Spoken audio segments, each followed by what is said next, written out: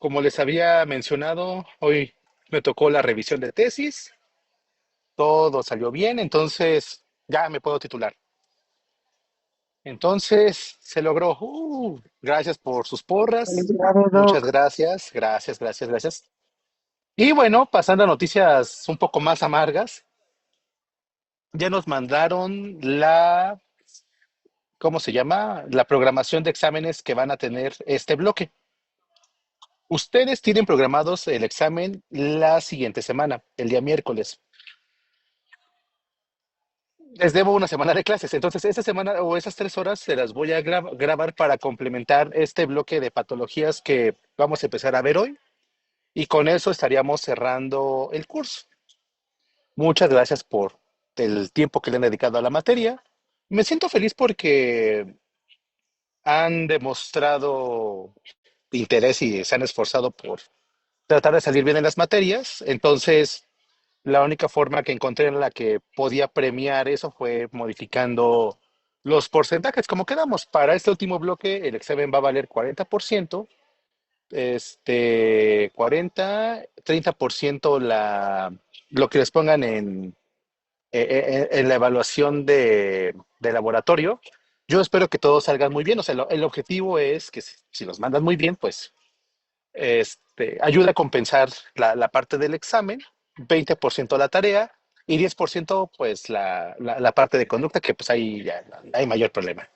Todos se han portado muy lindos y le han echado ganas, entonces pues yo espero que todos puedan lograr el cometido de obtener el puntaje.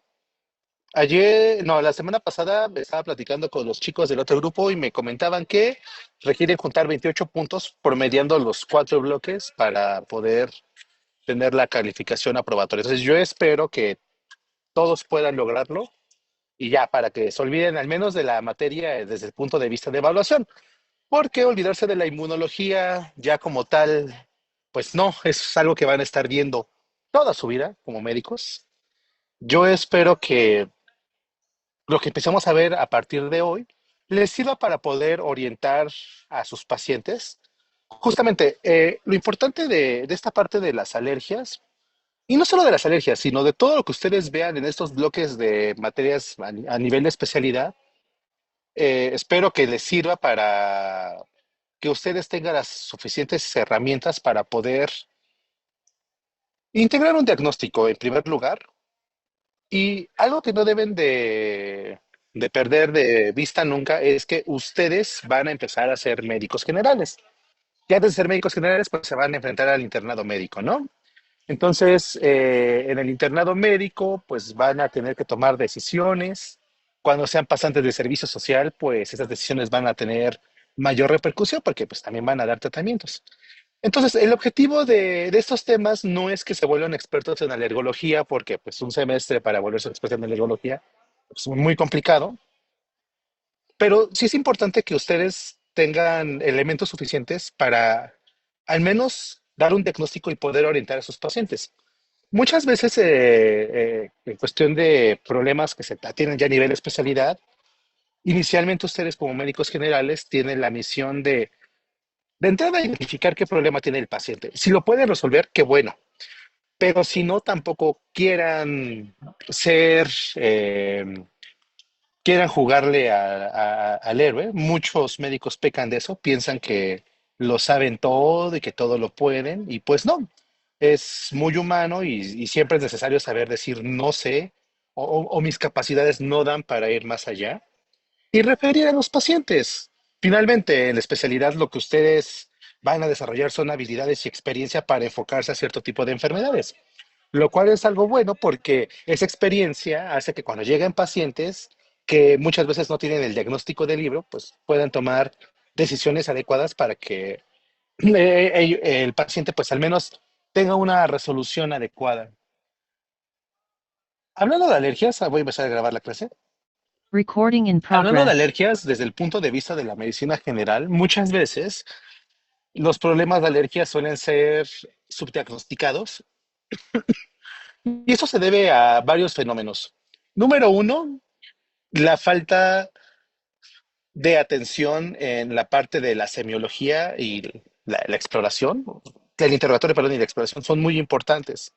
Muchos de los problemas de alergias, como vamos a ir viendo, se pueden empezar a identificar a partir de entender de cómo vienen y cómo son los síntomas de los pacientes.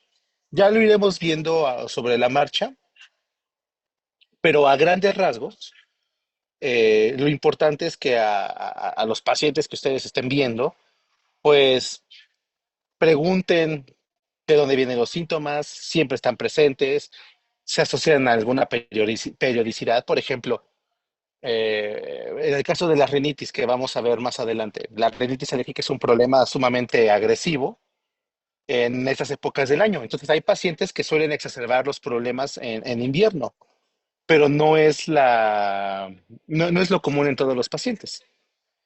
Hay pacientes que tienen estos problemas en primavera. Entonces, identificar estos patrones, si vienen asociados a algo, pues ya les puede dar una idea de si se debe a algún componente ambiental a que estén expuestos los pacientes, pero eso sí es importante que ustedes lo tengan. Otro punto que me gustaría destacar es que el diagnóstico de los padecimientos alérgicos siempre, o en su mayoría, deben de darse por clínica. Es muy importante que lo hagan por clínica. Vamos a ver más adelante, por ejemplo, en asma, que existen un montón de pruebas para hacer el diagnóstico, que si la espirometría, sobre todo la espirometría. Entonces, o sea, sí se entiende, ¿no? Que la espirometría es importante porque les va a dar eh, la respuesta para saber que el paciente tiene un patrón restrictivo en vías respiratorias altas.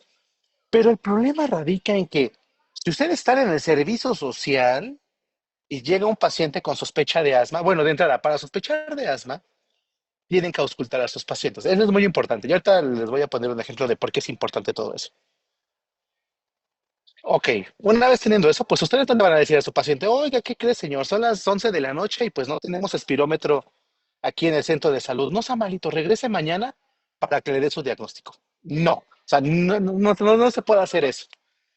Ahora, por otra parte, las alergias tienen un componente muy interesante porque los síntomas pueden ser desde cosas que aparentemente no son tan molestas, por ejemplo, el tener rinitis alérgica y que haya prurito nasal, y que los pacientes estén así, rascándose la nariz constantemente, tal vez no pase nada, ¿no?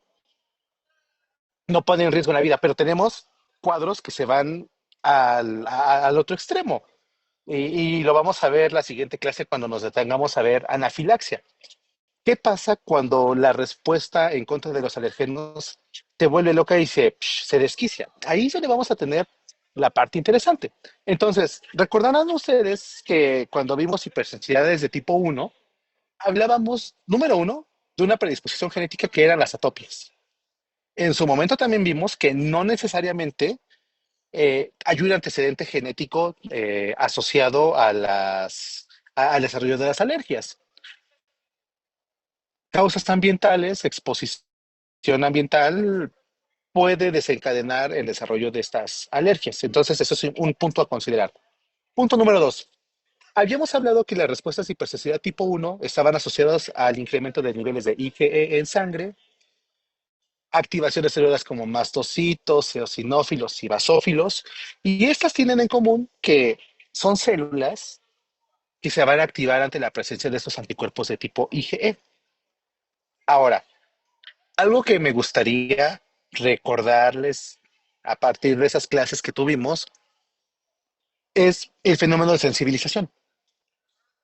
Yo me sensibilizo cuando tengo una predisposición a generar una respuesta TH2 en contra de algún elemento ambiental, de algún antígeno.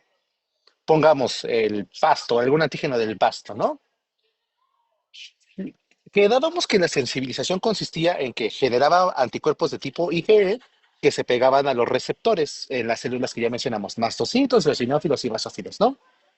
Entonces, es muy importante mencionar que dependiendo del sitio de entrada del alergeno, vías respiratorias, boca, contacto con la piel, la mucosa conjuntival, nosotros vamos a desarrollar diferentes síntomas.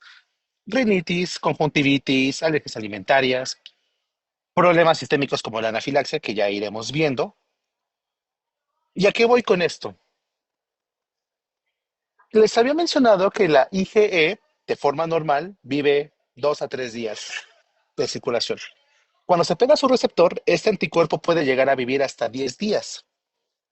La producción de anticuerpos, en ese sentido, va muy de la mano con la parte del estímulo alergénico en este caso.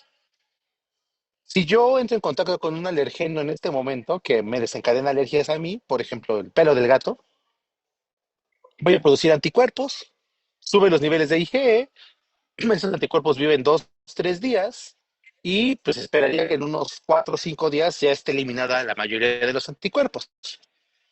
Pero si yo estoy expuesto constantemente, los niveles de anticuerpos se van a mantener elevados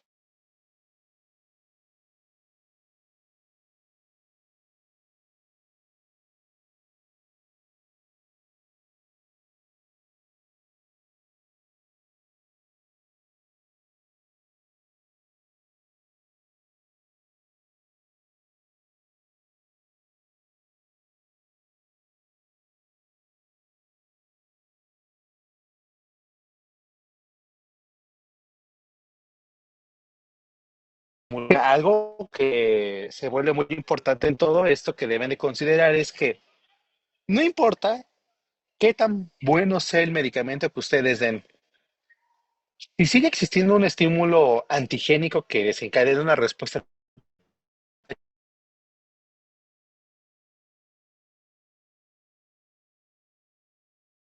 TH2, los síntomas van a persistir.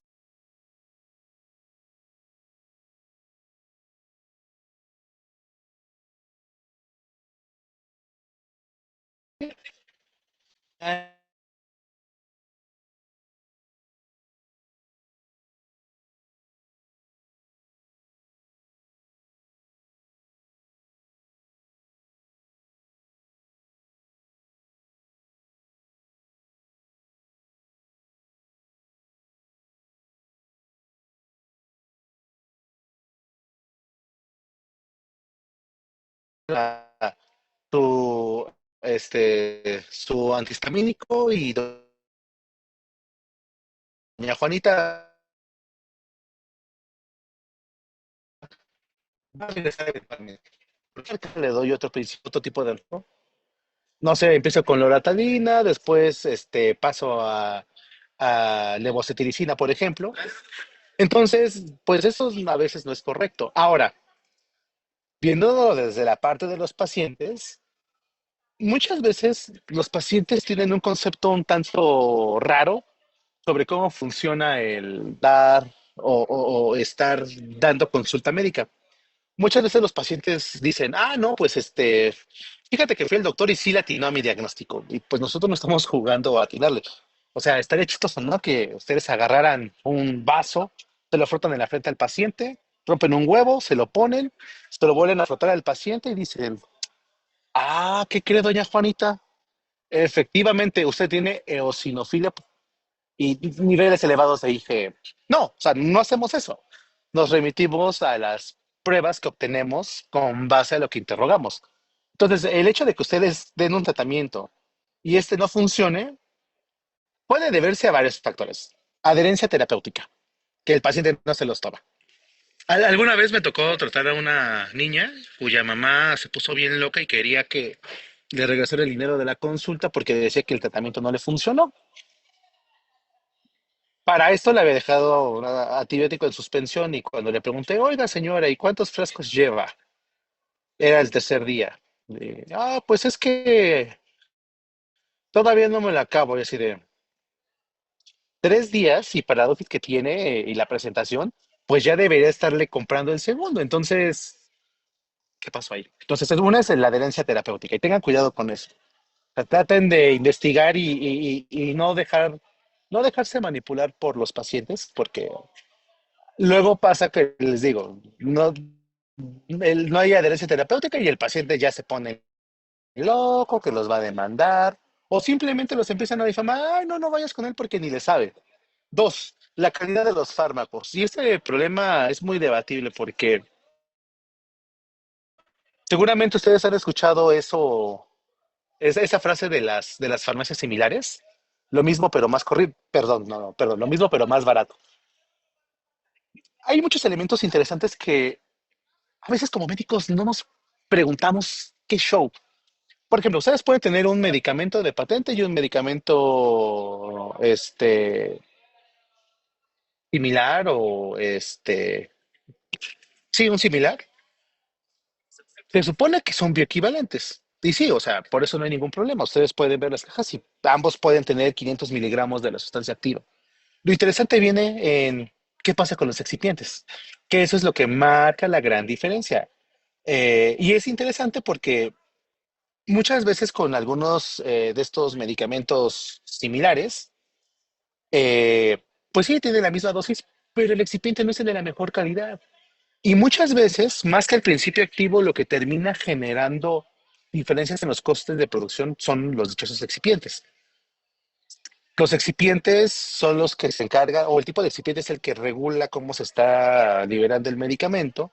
Entonces, hay excipientes que en ciertas condiciones en los pacientes hacen que los medicamentos se ionicen. Si un medicamento se ioniza, ya no funciona. Entonces, tengan mucho cuidado con eso. A veces es mejor experimentar en uno mismo. Y eso se los comento porque hay, por ejemplo, estoy tratando de recordar algún ejemplo donde hemos experimentado nosotros mismos con los fármacos, pero nos pasó alguna vez con con el ciprofloxacino. Está el de patente que se llama Ciproflox, pues está muy caro. Entonces, se pueden optar por opciones terapéuticas de esos similares. Y nos ha pasado que hay marcas, sobre todo las que son de laboratorios turbo desconocidos, que de plano no, o sea, no los tomamos y no nos hizo nada. Entonces, o sea, no está mal emplear medicamentos estos similares, pero sí hay que tratar de saber si el que estamos prescribiendo es de la calidad adecuada, porque a veces también los pacientes en afán de querer gastar menos compran antihipertensivos de 15 pesos. Así se consiguen aquí en la central de abastos de la Ciudad de México. Y pues no, o sea, el paciente sigue descontrolado. Entonces tengan en cuenta toda esta parte. Y todo eso se los comento porque, como les decía, los pacientes se pueden agarrar de decir, ay, no, es que su medicamento no funcionó y por eso usted es malo. No, no, hay que considerar eso. Y en la parte de de las alergias, la parte ambiental es fundamental, fundamental. Algo que es casi el pan de cada día cuando se ven esos problemas de alergia, sobre todo en esta época del año, es cuando los pacientes tienen alergias a a los animales.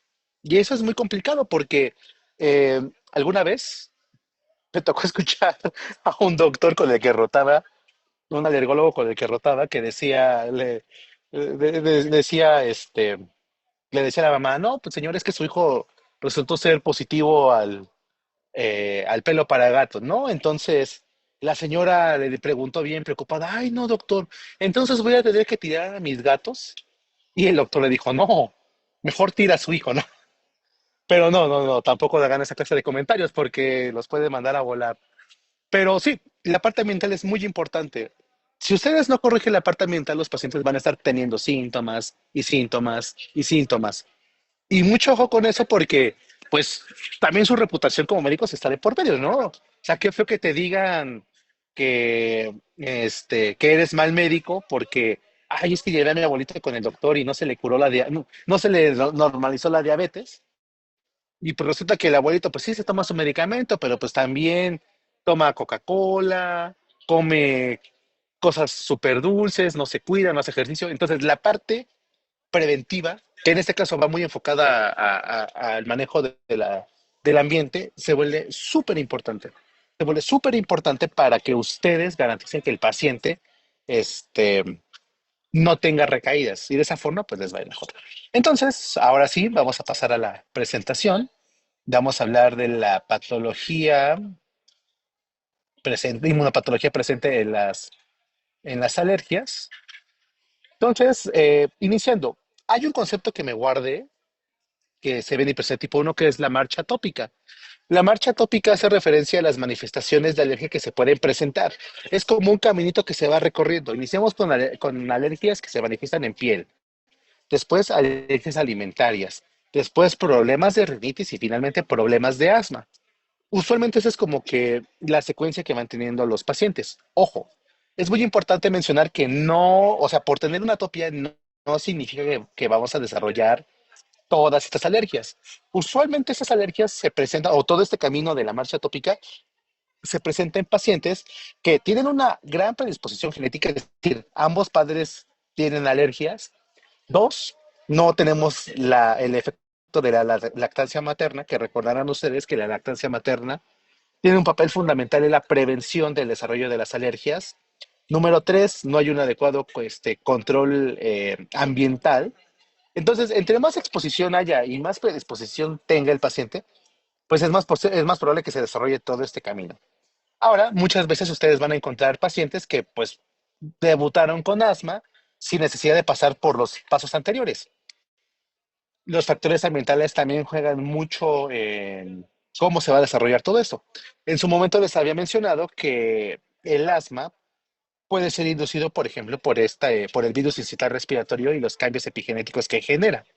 Entonces, pues, si bien es esa propuesta, no todos los pacientes cursan con todo este ciclo.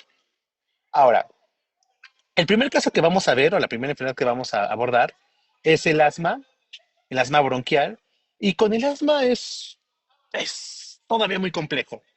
El asma se define como una enfermedad caracterizada por la inflamación difusa de las vías aéreas, vías respiratorias bajas, causada por diversos estímulos desencadenantes. Pero ojo, esto va a dar lugar a una broncoconstricción parcial o completa, pero es reversible. Ese es el secreto del asma, es reversible. Cuando hablo de diferentes estímulos, hablamos de un asma alérgica, pero también tenemos el asma inducida por ejercicio. Tenemos las crisis asmáticas inducidas por cambios hormonales, que principalmente va muy de la mano con el estrés. Anteriormente se mencionaba mucho este concepto de asma intrínseca y asma extrínseca, pero el problema con el asma es que cuando se quiere catalogar, tanto para el diagnóstico como para el tratamiento y inclusive hasta para la definición, resulta muy complejo porque el asma abarca una gran estela de diferentes posibilidades. Y esto se vuelve complicado porque existen unas guías que seguramente van a ver o ya vieron en neumología, que son las guías de Gina para el manejo del asma bronquial. Y Gina hace la clasificación en función de qué tantas crisis tiene el paciente en una semana, qué tan incapacitante es, pero no contempla la fisiopatología o el origen que está desencadenando el asma. Entonces, eso hace caer en que hay un grupo pequeño pero considerable de pacientes que terminan desarrollando una serie de complicaciones porque el tratamiento no se les ajusta. Y aquí es muy complicado de ajustarlo porque mientras no entendamos la parte de la fisiopatología, todo lo relacionado con el tratamiento se vuelve más complejo. Si no entendemos bien qué le pasa al paciente, pues difícilmente vamos a poder atacar al problema de raíz. Y para ejemplo de eso tenemos al asma inducida por alergia. Los pacientes que tienen exacerbaciones del asma por estrés, los tratamientos convencionales enfocados en apagar al sistema inmune no funcionan de forma adecuada. Obviamente no van a funcionar de forma adecuada porque el que está volviéndose loco no es tanto el sistema inmune, sino más bien el sistema neuroendocrino, que tiene que ver con toda esta liberación de neurotransmisores en el árbol bronquial y los cambios hormonales por el propio estrés. Entonces, mientras todavía no se llega a un consenso, mientras no se llega a un consenso de todo esto, difícilmente vamos a poder entender y manejar de forma adecuada a todo aquel paciente que se presente con asma. Entonces, el problema es una broncoconstricción que se genera y esa broncoconstricción se da porque el músculo liso que se encuentra junto o adyacente al árbol bronquial empieza a generar esta broncoconstricción. Ahora, ustedes recordarán que como todo músculo, si ustedes lo ejercitan, el músculo se pone mamey, se pone así. Y para todo aquel que le vaya a la América, pues acuérdense de Henry Martín que celebra así, ¿no? Entonces, Cada vez que ustedes tienen un estímulo muscular que se esté contrayendo, relajando, contrayendo, relajando, contrayendo, relajando, genera un fenómeno de hipertrofia. Entonces, el problema con el paciente asmático a largo plazo es que ese músculo bronquial se empieza a engrosar y la consecuencia que vamos a tener es una disminución en la luz. O sea, de entrada por la misma constricción que se genera, ¿no? Pero les digo, si este fenómeno se da de forma repetida, los músculos empiezan a hipertrofiar y la luz del bronquio se va a hacer pequeña. Otro problema que se exacerba o que, perdón, que exacerba la dificultad respiratoria de esos pacientes es la presencia de moco. Ojo, te lo voy a preguntar. Citocinas como interleucina 13 se encargan de estimular a las células caliciformes para aumentar la producción de moco. Y esta producción de moco, junto con la disminución de la luz, hace que sea muy difícil el paso del aire. Ahora, esta parte es muy interesante porque el bronquio podríamos verlo como, aquí tengo la mano y pasa, pasa muy bien el aire, ¿no? Pero si yo empiezo a disminuir la luz, inclusive hagan el ejercicio ustedes, cierren el puño y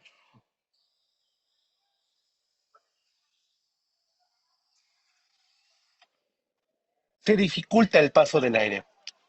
¿Por qué es importante entender esta parte en la fisiología del asma? Resulta que el asma se clasifica como una enfermedad por atrapamiento de aire.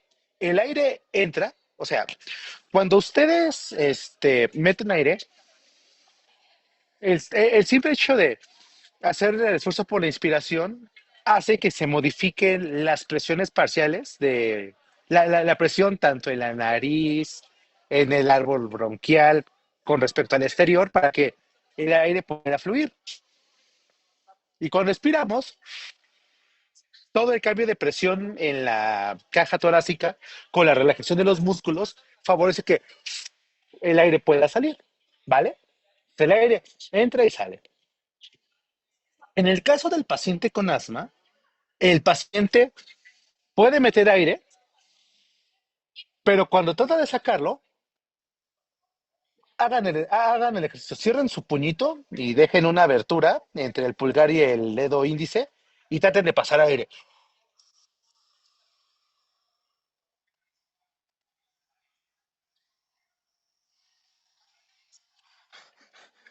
Cuesta muchísimo trabajo. Desde el punto de vista de la fisiopatología del asma, este fenómeno se traduce en una mayor acumulación de aire. Los pacientes con asma sienten que pueden meter aire, pero sienten que no está entrando de forma adecuada porque no hay una oxigenación al 100%. Sí, entra el aire, pero ya no puede salir. Entonces, si yo quiero meter más aire después, hay una limitación. Tengo aire atrapado que evita que el aire oxigenado pueda entrar. Y eso se traduce en la generación de disnea. Ahora, con toda la respuesta TH2 que se genera en el árbol bronquial, estos pacientes con asma terminan liberando, o los mastocitos de estos pacientes con asma terminan liberando neuropéptidos como la sustancia P. La sustancia P, cuando empieza a estimular a las terminaciones nerviosas, tiene un efecto irritativo. Entonces, un paciente con asma, aparte de la disnea que empieza a tener, es muy común encontrarle tos, pero es una tos irritativa. No sé si ustedes, vamos a tratar de explicarlo. Cuando uno tose, por ejemplo, yo ahorita que empecé a hacer mucho esfuerzo, siento una molestia en la garganta, toso. Hay pacientes que cuando tienen alergias, la misma respuesta a la alergia con este vías respiratorias altas les hace sentir un cosquilleo y tosen los pacientes. El paciente con asma empieza a sentir irritación, pero no en la garganta, sino la irritación viene desde el árbol bronquial. Entonces empiezan más o menos así la tos del paciente con asma. Es una tos seca, no viene acompañada de expectoración. Toda la flema que está acumulando el paciente con asma, pues está en la parte baja de los bronquios, justamente aquí donde se está acumulando, y la tos se determina como irritativa. El paciente de repente siente la molestia, empieza a toser, pero esa molestia no está asociada a algún problema en vías respiratorias altas. Es muy importante. Entonces ya tenemos tos, disnea y la misma liberación de la sustancia P junto con el atrapamiento del aire generan un fenómeno de dolor torácico. ¿Y por qué el dolor torácico? Como les mencioné, el paciente con asma mete aire, pero no lo puede sacar, se empieza a acumular. Entonces, eso hace que el aire se empiece a acumular adentro de los pulmones y lo que vemos es, ustedes recordarán que la anatomía de las costillas es más o menos así, están como que inclinadas, ¿no? Cuando se empieza a llenar de aire, las costillas se empiezan a rectificar. De hecho, hagan el ejercicio. Pónganse las manos en las costillas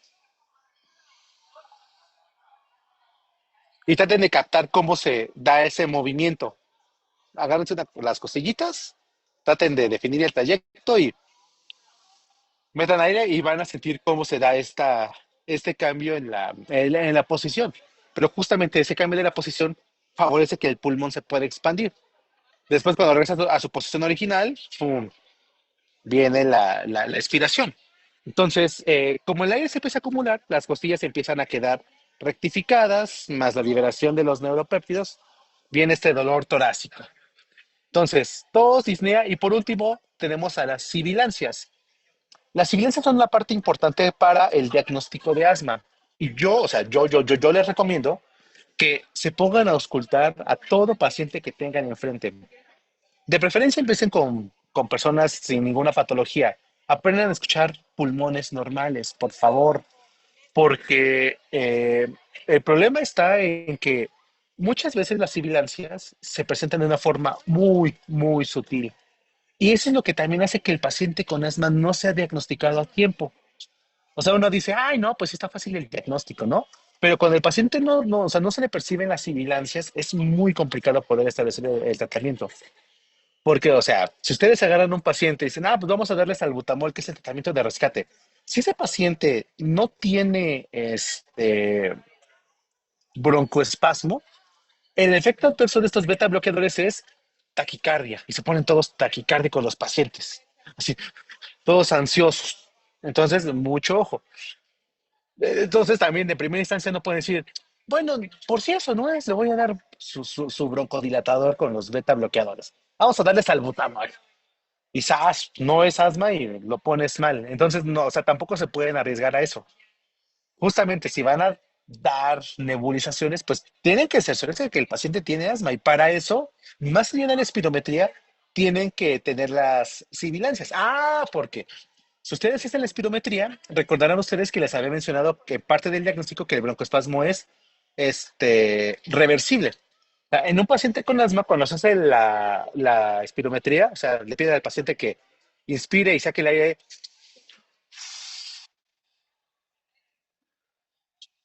En un paciente asmático, esas curvas de FEBI se ven disminuidas. Hay un porcentaje menor al 90% en el primer segundo. Pero cuando se da el broncodilatador o el salbutamol, hay una mejora en el porcentaje de la fracción de eyección al primer segundo. Entonces, tampoco es así de, ah, sí, vamos a diagnosticarlo sin la clínica. No, no, no. O sea, para hacer unas pruebas tienen que estar cerciorados de que haya un broncoespasmo. Y tengan mucho cuidado, ¿eh? Las sibilancias son sutiles. Ahora, ¿de dónde vienen las sibilancias? Como les había mencionado, el árbol bronquial, cuando hay un broncoespasmo, se empieza a cerrar. Entonces, si ustedes pasan aire, y no creo que se oiga, entonces dejen cambiar al micrófono de la laptop. Así, ¿no? Si nosotros cerramos el diámetro, ahí,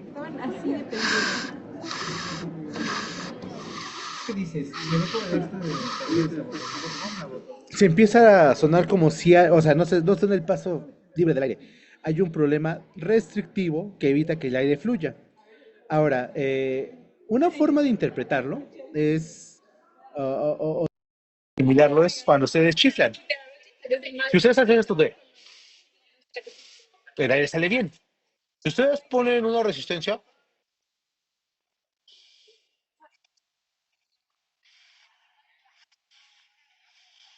De ahí viene la sibilancia, la disminución en el calibre del vaso y la resistencia del aire pasando por ese lugar donde hay un estrechamiento, ¿no? Lo mismo pasa con el flujo sanguíneo. Cuando ustedes escuchan, por ejemplo, una estenosis, cuando pasa la sangre, van a escuchar soplos. Entonces, las sibilancias son producto del estrechamiento que haya. Obviamente, entre menos estrecho esté el bronquio, va a ser más difícil que ustedes puedan identificar las sibilancias. Por eso es muy importante que aprendan a auscultar pulmones en situaciones normales y los pulmones de los pacientes con asma para que puedan identificarlos. Ahora, espero que se escuche lo que... Sí, creo que se escucha porque está configurado. Déjenme decir, compartir los trenes del equipo. Ahí está. Entonces, escuchen esto, por favor. Es el sonido de una ocultación de pulmón de un paciente con sibilancias y les voy a pedir, por favor, que me digan en qué momento de la respiración nos escuchan, en la inspiración o en la expiración.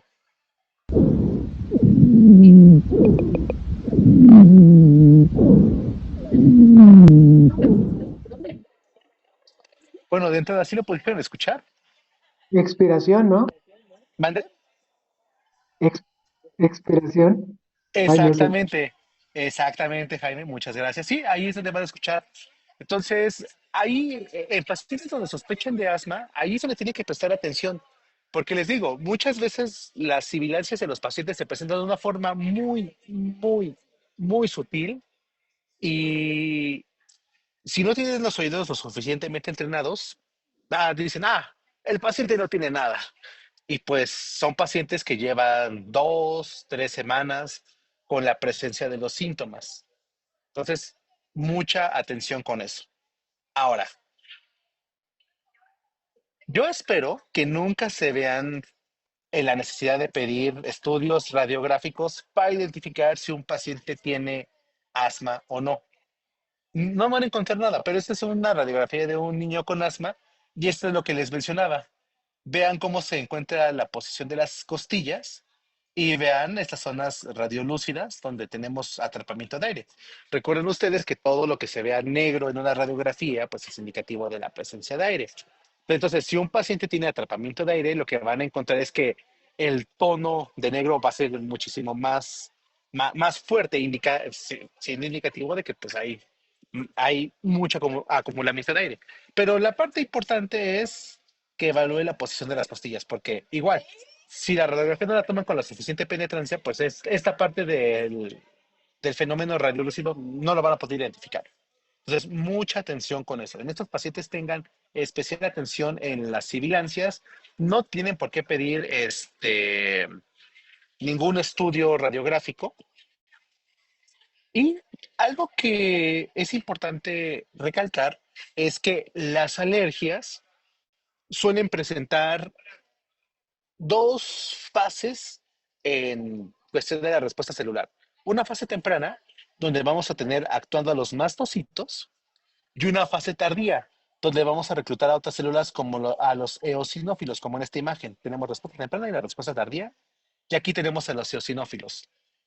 Los eosinófilos tienen varios mediadores solubles que vienen en los gránulos que cuando se liberan y entran en contacto con el tejido generan muchísimo daño y amplifican mucha la inflamación. ¿Y por qué es importante mencionarles esto? Porque no solo en asma, en cualquier alergia, salvo en las cutáneas, porque ahí no se ve tanto, pero fuera de las cutáneas, en toda alergia, sobre todo en estas de vías respiratorias altas y bajas, entre más crónico se vuelva el proceso, es indicativo de que hay mayor número de eosinófilos en el tejido. Si hay más eosinófilos, hay muchísimo más daño. Recuerden ustedes que todo daño genera inflamación. Entre más grande sea el daño, más grande es la inflamación. Y entre mayor sea la inflamación, va a haber mayor fibrosis. Y esta parte sí es importante porque a largo plazo, los pacientes con asma suelen tener cierta discapacidad, quedan incapacitados cuestión de la función pulmonar. Pónganse a pensar ustedes. Hay un fenómeno donde de entrada a largo plazo hay hipertrofia de los músculos bronquiales. Aquí lo vemos, ¿no? Por este ejercicio de estar abriendo, cerrando, abriendo, cerrando. Se contrae, lo relajo, se contrae, lo relajo. Entonces, entre más descontrolado esté un paciente con asma, va a desarrollar este fenómeno de engrosamiento de la pared muscular, ¿no? Y eso disminuye la luz. En segundo lugar, el epitelio se va a ver destruido por la respuesta inflamatoria y se termina por intercambiar por tejido fibrótico. Entonces, todo pasa. La capacidad de estar metiendo aire ya no está adecuada por la hipertrofia de los músculos bronquiales. En segundo lugar, el epitelio que está siendo destruido eventualmente se cambia por tejido fibrótico y pues es espacio donde ya no se puede llevar a cabo un intercambio gaseoso de forma adecuada. Y esta parte es sumamente importante porque algo que empezamos a explorar en el laboratorio es cuál es el impacto de enfermedades con asma a largo plazo en la salud mental de los pacientes. Y vamos, es algo que no solo se puede esperar de enfermedades como el asma. Toda aquella enfermedad que genere discapacidad tiene una repercusión negativa en el paciente. No sé si ustedes hayan visto esta película de Yo antes de ti o Me Before You, donde, ay, es que se me olvidó el nombre de este actor guapetón que la hacía del galán de la novela, que estaba cuadripléjico. Y hay una escena donde la chica que lo cuidaba, descubre la laptop y ve cómo era su vida antes de tener el accidente donde la moto la atropelló, ¿no? Entonces, algo muy interesante es cómo hacen el abordaje de cuando un paciente pierde calidad de vida y ya no puede hacer todo lo que solía hacer antes. ¿Por qué les comento todo esto? Empezaron a salir algunos estudios que empiezan a asociar el asma como un factor asociado con el suicidio. Y es que o sea, está interesante porque la evidencia todavía no es clara, pero parece ir mucho por ese sentido de el paciente pierde calidad de vida, ya no puede hacer lo mismo que solía hacer antes. Por ejemplo, si es un paciente que se sentía orgulloso de hacer ejercicio y de que corría un maratón y ahora con asma ya no puede, todo ese efecto negativo que empieza a impactar en su día a día eh, lo lleva a desarrollar depresión, ansiedad y de ahí al suicidio, pues no son muchos pasos.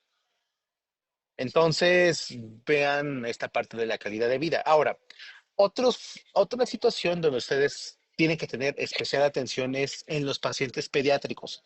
Por favor, evalúen bien a sus pacientes pediátricos porque en una delegación de aquí de Ciudad de México que se llama Coyoacán, hubo un problema hace como 7, 8 años, donde como 5 o 6 niños en diferentes escuelas se murieron por tener problemas, en este caso eran cardíacos. No llegamos a ese extremo, pero ¿qué pasa con los pacientes asmáticos? Muchas veces los niños no son diagnosticados con asma en épocas adecuadas, los obligan a hacer deportes de forma descontrolada, sin prestar atención a esta patología de base, y pues lamentablemente, ah, digo, tal vez no llegan al problema de desarrollar un problema cardíaco para tener muerte súbita, pero sí impacta mucho el simple hecho de que se vuelan objetos de burla porque no pueden correr o porque se cansan mucho o porque no sirven para jugar o realizar X o Y deporte. Entonces presten mucha atención porque aparte de esto, pónganse a pensar, no sé si a ustedes les llegó a pasar, cuando hay clases en horarios muy tempranos, si uno no está suficientemente oxigenado y viene y no desayunó bien, te empieza a quedar dormido, ¿no? Entonces, si ustedes tienen algún compañero que se queda dormido en clases, vean que no tengan un problema en vías respiratorias altas o bajas, porque estos problemas condicionan a que haya una baja oxigenación y cuando viene el,